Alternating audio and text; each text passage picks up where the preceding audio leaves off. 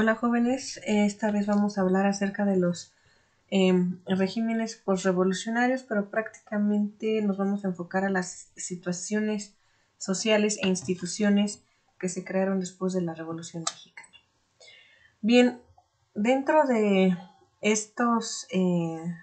este contexto posrevolucionario, nosotros podemos enfocarnos al movimiento obrero. En este caso tenemos en primer lugar a la CROM, que es la Confederación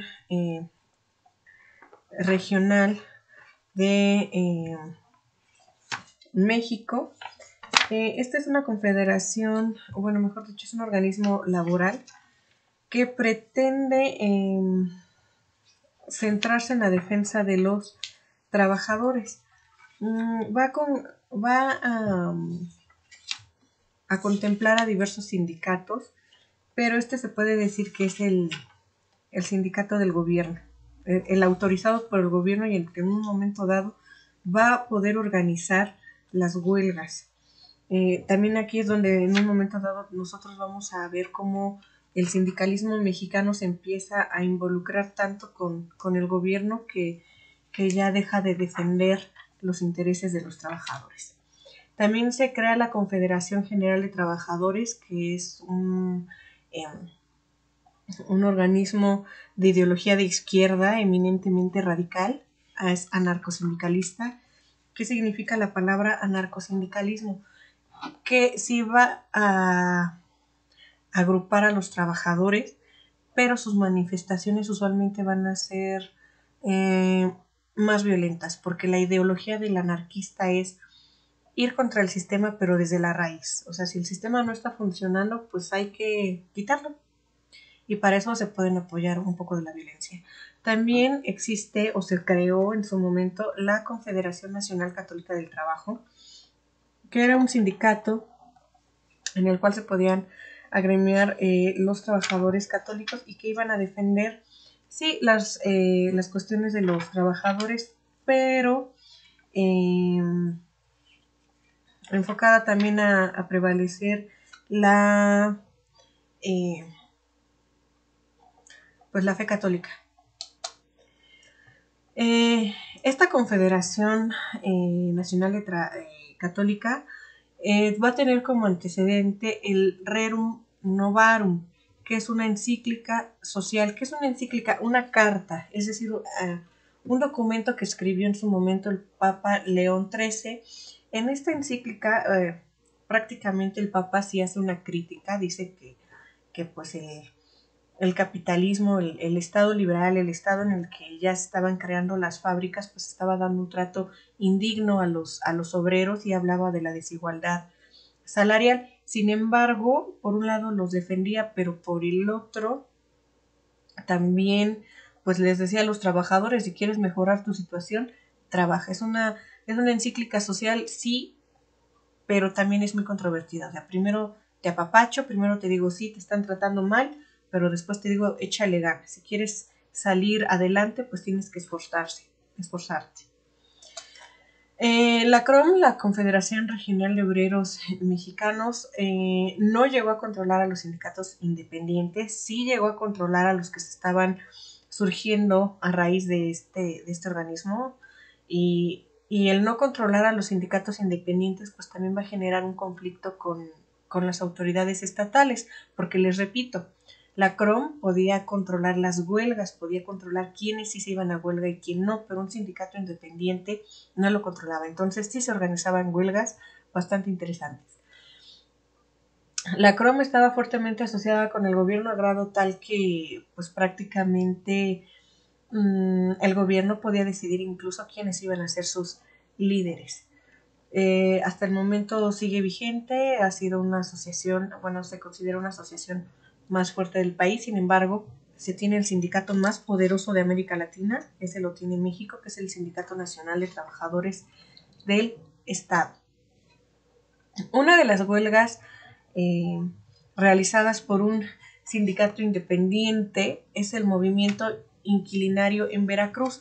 Esta huelga es peculiar porque prácticamente la desarrollaron las personas que rentaban habitaciones en las vecindades. Este movimiento lo creó Herón Proal, quien fue fundador del Sindicato Rojo en México, un sindicato independiente. A su movimiento le llama, dentro de su movimiento le llaman el Revolucionario de Inquilinos. Él manifestaba que bueno, las condiciones en las vecindades eran muy deficientes, se pagaban altas rentas para la calidad de habitaciones que tenían las personas, por eso convocó a un paro nacional, es decir, la gente no iba a pagar su renta hasta que se mejoraran las condiciones. Fue tanto el movimiento que hizo que de 1922 a 1927 literalmente la gente en Veracruz dejó de pagar la renta. También aquí surge el movimiento, bueno, surge la Federación de Mujeres Libertarias, encabezadas por María Luisa Marín. ¿Por qué viene este tema a colación? Porque él se apoyó mucho de este personaje, ya que cuando él fue encarcelado, pues María Luisa Marín dio continuidad, dio seguimiento al movimiento inquilinario de Veracruz. Aquí les pongo un ejemplo de los carteles que se pegaban en ese momento. Estoy en huelga, no pago renta. Ellos lo que pedían era una vivienda digna. Y de hecho, gracias a este movimiento se logró establecer a nivel constitucional el derecho a las personas a una vivienda digna. Y aquí tenemos el movimiento de las libertarias de Orizaba, la marcha de mujeres en Orizaba, porque también algo que resultó importante y que le dio mucho realce al movimiento es que Herón también se apoyó de las prostitutas de Veracruz, quienes en un momento dado vivían en las vecindades, y ellas hicieron una estrategia muy radical. Quemaron todos los colchones, aventaron todas las cosas de las vecindades, quemaron y se manifestaron. Y ya cuando empezó a tener ese tinte agresivo, pues es cuando básicamente el gobierno presta atención con esta marcha y pues atienden las demandas de los inquilinarios. Bien, otras huelgas que se realizaron fueron las de 1925, los tranviarios, quienes obviamente eran los que conducían los tranvías en la Ciudad de México. Ellos pedían indemnizaciones por lesiones, las indemnizaciones incluso por despido injustificado, que igual esa demanda está incluida ya en el 123 constitucional. La indemnización constitucional por despido injustificado, que son 3 meses de salario, y el sistema de seguros por defunción o por accidente.